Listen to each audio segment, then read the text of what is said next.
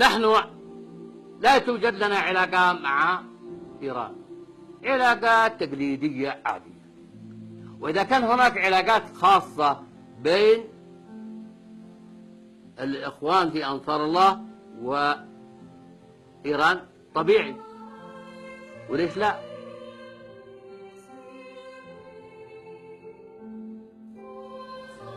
دمروا المدارس، دمروا المستشفيات.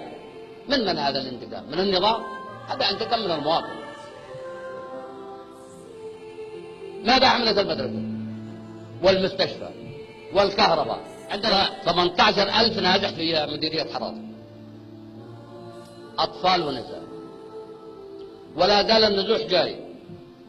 اعتدوا عليهم من 10 أيام في مديرية مران للعناصر التي تريد أن تنزح وتلتحق بأسرها في حرارة، واعدموهم 9 إعدام بأمر من عبد الملك الحوثي.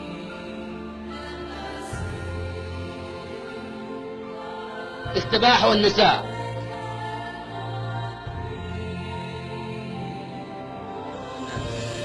انه علاقات بين ايران واليمن ويستهدفون النظام السعودي. ما حد يستهدفكم، ليش؟ ما تستحقوا حد يستهدفكم.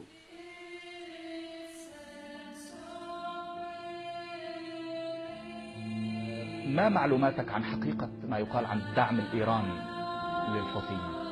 هذا صحيح، هذا صحيح، في دعم للحوثيين مش من قبل الحرب، وكانوا على اتصال.